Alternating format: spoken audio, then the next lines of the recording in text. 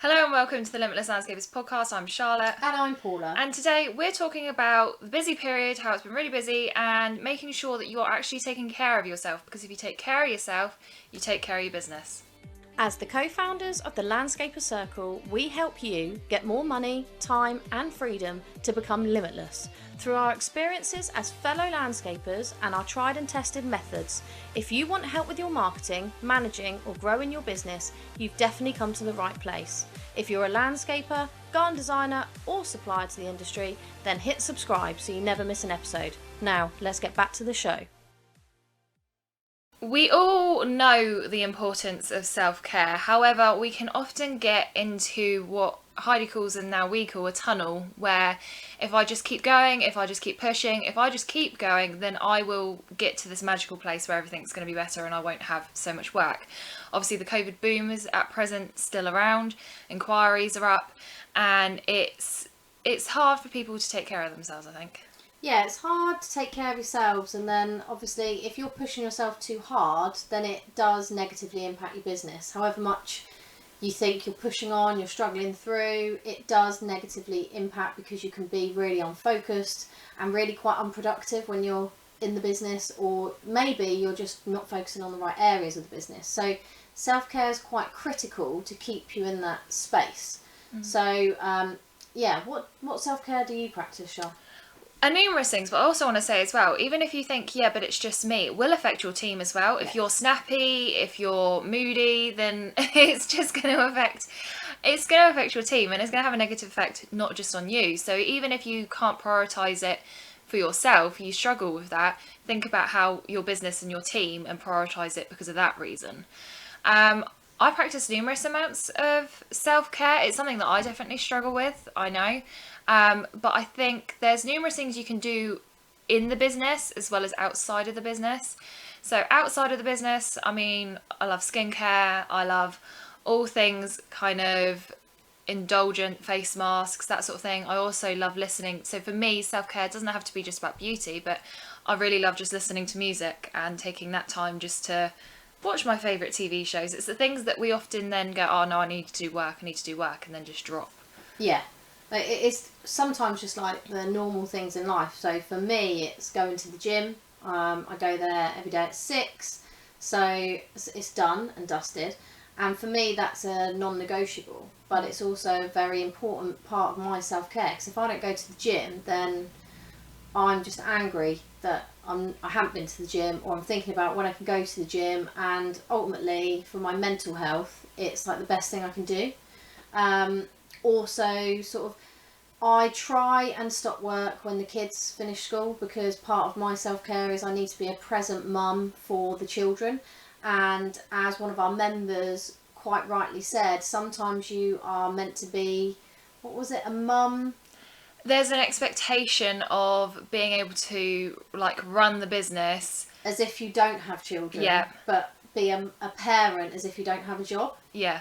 And it's so true. So kind of trying to keep work compartmentalised almost, and give the children their time is something that I'm still working on, but I think it will help going forward, because then I don't feel like a really rubbish parent, and that I'm working all the time and not giving them attention. But also it means that you have to stop work because you've got to go and get the kids and you've got to spend that time with them. So that's sort of two parts of my self-care, really. And I think you used a key word there, which is compartmentalising, because I talk about theming days in the business and stuff like that, and that can also really be part of self-care. For me, it also comes down to creating a work structure that you like. Yeah. So for me, I have certain days where I have TLC, certain days where I have done for you days. And yes, I will still be responding to emails and doing all the usual admin on those days, but for the majority, I'll be focusing on those specific areas. So whether it's creating a website for someone, and that compartmentalizing can really help. So even if you guys set yourself structures of, as you say, finishing work at a certain time or certain days you're going to do these certain tasks, can really help your mental health, because you are caring for how you work best and how, your mental side of things. And that can really impact the business positively, because I've spoken to a number of members lately who are struggling to work on the business rather than in the business, because we are so busy Plus we've had the weather, which has hindered quite a lot of us progressing some projects on. And they just really wanted to book in time that they could work on the business, so they're not forgetting that they've still got to do the marketing, they've still got to work on themselves, develop the business, instead of thinking, well, we're too busy, we just need to crack on with the jobs in front of us. So doing that is part of, making sure you're getting that time, because it's no point putting it off, because all you'll do is get quite frustrated, the business won't move far enough along or in the right direction, and you just become quite angry with the business that you don't have time to do the stuff that you want to do, which is work on it to grow it or develop it in whatever way you want. Yeah, and I think it also really helps your team as well. So now that Mia knows that I have certain days doing certain things, she knows when to come to me for things and ask for things, rather than, if you have a team and someone's asking you for something but they get frustrated because you don't reply to them for 2 days, or it's last minute, or they can't ever seem to get your attention for what they need approval of, or they have questions to ask. If they know that they have set days where they can just pick your brains, that being present with them will help them and help them do their job better. Yeah, and I think another part of critical self-care, which made me think of this when you were saying that, was the fact that we generally have this feeling that we should be available 24/7 to clients, to staff, to everybody, and I think that's wrong. And we were discussing this, I think it was on a group coaching call, where should you have a separate business for personal and business, and should your business one go off? Mobile, yeah, not the actual handset, but yeah, a mobile phone for business and a mobile phone for personal, because ultimately if you have one for everything, and I do, it's never off. And I actually phoned a brickie yesterday who I had to ask him something, and he switches his phone off at 6, so you can't get hold of him. And I was like, that's great self-care right there, because he knows that he's not switched it back on until 6 o'clock the next day. Yeah. So I think that's and I think we should all think more about doing stuff like that for our self-care and our mental health, really.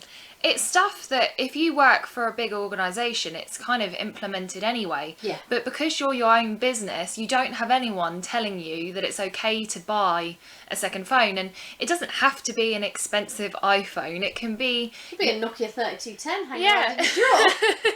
It can be just a cheap phone. All you need is calls and texts on it. And if you really wanted to, you could have a newer phone so you can have emails on it. But at the end of the day, having that... I know when I used to have 2 phones, having that separate phone makes all the world of difference, because it's setting those boundaries. I think one of the key things that often people don't really associate with self-care, but it is boundaries. I know Paula and I have been speaking to Heidi a lot about we need boundaries in our lives when it comes to work, when it comes to relationships, to really take care of ourselves. Yeah, and it's like work-life balance, and putting those boundaries in is a critical part of self-care, because you do need a work-life balance, and all too often I see landscapers going down the route of not having any life. It's just work, and I've got to finish this job, so we're going to work weekends, and you're working late and you're starting early, and it's a physically demanding job. And then if you are working for yourself and you're on your own, one-man band, maybe you've got a small team around you, but you're currently responsible for everything, then you're also then coming home and having to do the quotes and sourcing the materials and everything like that, and dealing with the staff problems that generally happen every day on site. Maybe not if you're very lucky, but it's kind of those sorts of things. So you need to really implement a good work-life balance and try and implement those boundaries now, because otherwise it can just be a slippery slope to basically breaking down or burnout. Yeah. And I think often when I've spoken to members and non-members recently, it's been, I don't have time to implement anything new. I don't have time to implement the processes that will make the changes. But if you're finding that clients are messaging you, texting you, calling you at all different hours, how long really does it take to get a phone? Like, you can order it online, it can come, you can set it up, and it costs maybe, some plans £10 a month, so It's not expensive. Just setting that and sticking to having a work phone and a personal phone will make the world of difference. I think that will. I also think trying to implement anything during the day that is going to help you. So if that's having a walk at lunchtime, trying to have a walk, or if it's listening to podcasts, or if it's listening to music, trying to set up an environment that actually makes you more motivated. I find people's motivation kind of and inspiration goes at this time of year because they are so busy. And it also means that you're going to be more productive, and ultimately you're going to come away happier. Also goes without saying, when you get home, what sort of stuff are you doing at home? Are you sitting there watching trashy TV? If that's something that you love, that's fine. Or are you, reading books? Are you going out, for food and drinks with your family? All of these things need to be considered important. So stop putting work before what you consider fun or a release or any of that, because we all need to just let it all go, just chill out a bit more. Otherwise you can get really bogged down, and that's when the mental health reduces and you're not getting what you need. You're not feeling happy in your business, and you're not progressing in your business. And a lot of it as well is getting stuff out of your head. Often we go, I must remember that, I must do that, I must do this, and it's in your head, which is clogging your brain up really, and you're trying to think, and you're probably going, I keep forgetting things. Taking just the 5 minutes that maybe you would have been scrolling on social media, or you would have been doing XYZ, just to write everything down and plan your next day. Now, there's no right way to do this. Some people might like to do that Friday afternoon. Some people might like to do that Monday morning. I know some people do it on a Sunday afternoon. That's just how they work best. But trying to find that time, whenever will work for you, to plan it so that you walk away from work not feeling completely overwhelmed and I've got to remember that tomorrow, I've got to do this tomorrow, does make a world of difference when you go and try and enjoy your evening. Oh, absolutely. And we do have lovely planners developed for landscapers and garden designers that can help with that very thing, particularly if you're like me and love pen and paper. I'm not a huge fan of everything being computerised, although Charlotte's dragging me into that world more and more. But it can just really help if you plan your day the night before in the morning. I like to set intentions every morning on, okay, what do I want to get done this week? Big actions that are going to impact my business. But also on the same kind of theme is the fact, don't set yourself too high on expectations. So don't say I'm going to do 25 things. That absolutely no way will you do that, because you've still got to have your lunch, you've got to go and collect the kids, you've got to do a dog walk, you've got to phone 100 customers or whatever. But ultimately it's kind of setting expectations that are realistic and achievable, as well as one of those actions being a small step towards your future self and your future business. Yeah, we call them focused actions, and we write them down.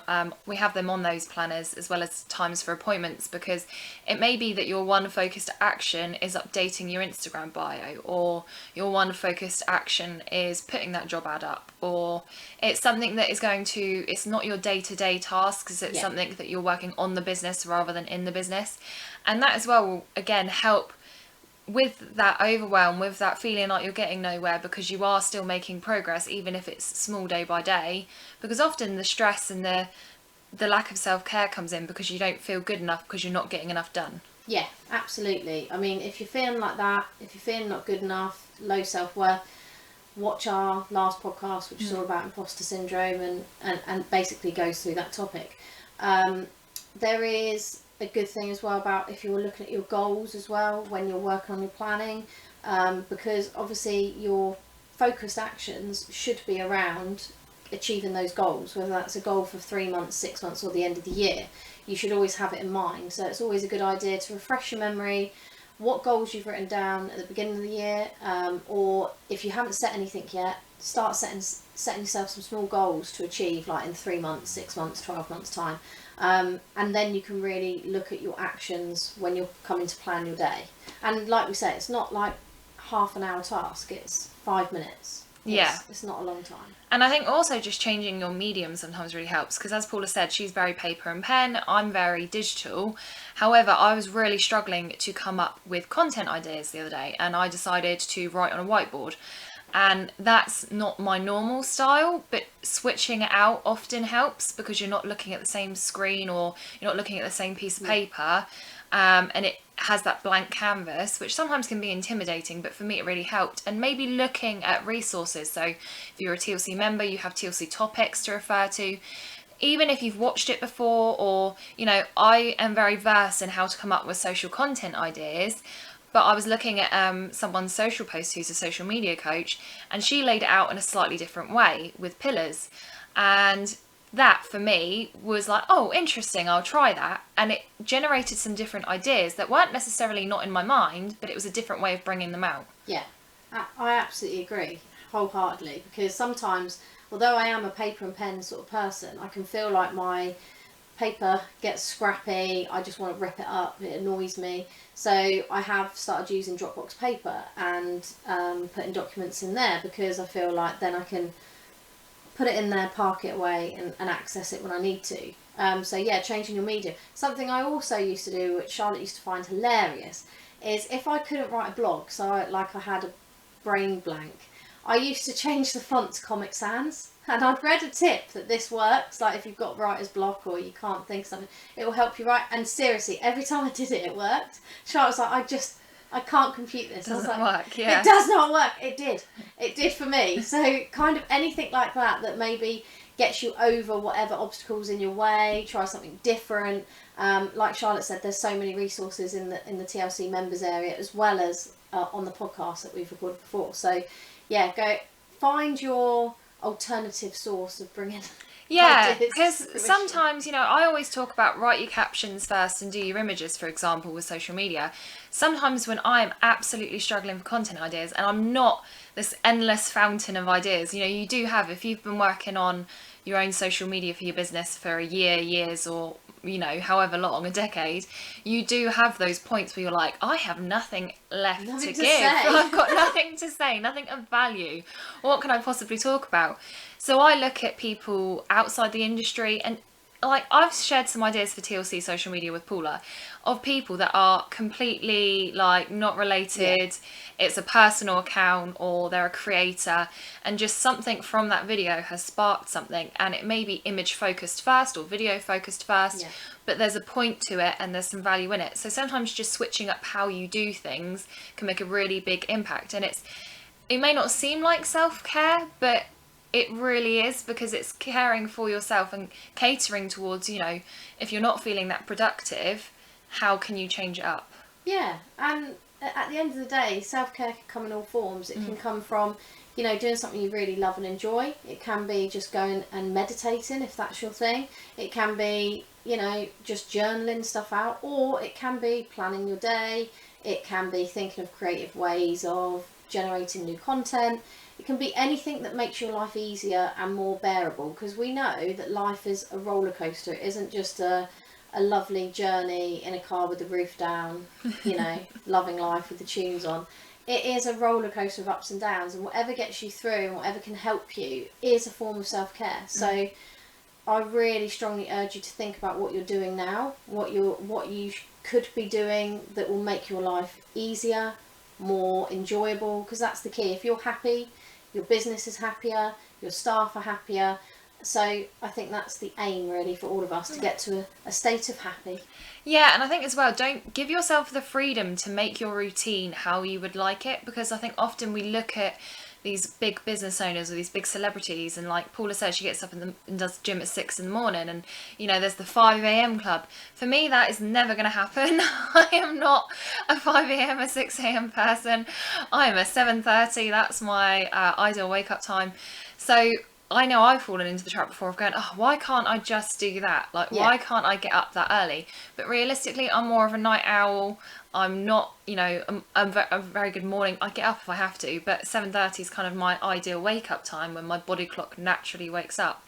And yes, you've got commitments and places to be, but give yourself the freedom to curate how you style your weeks. Yeah, start dreaming big. What would your dream life be? Like, just start there. What would you actually really want out of life? How does your life look? How does the business look? Who's in your business? What staff do you have? And I don't mean their names and who they are, but how many people do you have working for you? What roles are they in? How does this dream life, what does it mean for you? Does it mean freedom? Does it mean time? Does it mean more money? Does it mean travel? All of these things. Just start dreaming. I think that's the best way to start. Yeah, because if you have that goal, yes, you may not be able to have your dream work week, overnight. Yeah. But the steps you need to take to get towards that. So if you're on the tools currently and your dream life is you not on the tools, well, you need to look at staff and all of that sort of stuff. And this really does help with mindset. I know with my husband, he's going through a period now where he wants to make big changes in the business. Now, it's taken me years to try and get him to this point. I've always had it in my mind, but it's taken a few more years for him to get to this point, and now he's really motivated, but I couldn't force that upon him. So it's kind of allowing people to, you know, change their mindset around things to enable you to move forward. And it does come down to that, what do you actually want out of life? Because if you're in your 50s and you're still on the tools and that's not what you envisaged, then now is the time to start planning for change and start developing processes, start looking for staff, start looking at marketing. Like if you need more work to bring on the staff, then you need to look at your marketing, etc. It's all a big real circle that all intertwines. It's just, you know, start with where you want to be and work from there. And I know it's not going to be overnight. I don't think Mike will be off the tools overnight. However, now we actually have a bit of a strategy to get there, instead of me just saying, can't do this for the rest of your life. You're going to be knackered. Yeah, and even if, you know, that dream work week is a while away, think about little things you could do now, like taking those 5 minutes, or, you know, going to the gym, or things that you could do now to kind of help sustain that self-care and keep you going. Yeah, and one thing I do want to mention is don't put obstacles in your way, because I see this so many times. People say, I'd love this, but I can't because, well, actually, I don't believe the word can't exist. I really don't. I don't believe anything's impossible. The very word says I'm possible. Thank you, Audrey Hepburn, for that. I think it's thinking outside of the box. It's just allowing your mind to see the possibilities in life, and don't think, well, I can't do that because, well, there's always solutions. There's always workarounds. You may just not have thought of the solution yet, and it will come to you. The more you start dreaming, the more you start seeing your dream life pan out, the more the solutions to get there will come naturally. So don't force it. Don't think, oh, it's got to be done now, it's got to be done in 3 months. You know, this is a work in progress. Definitely. Well, thank you all for joining us on the latest episode of the Limitless Landscapers podcast. We'll link the planners in the show notes, and if you have any questions, as always, just reach out. Yep, I'll speak to you soon.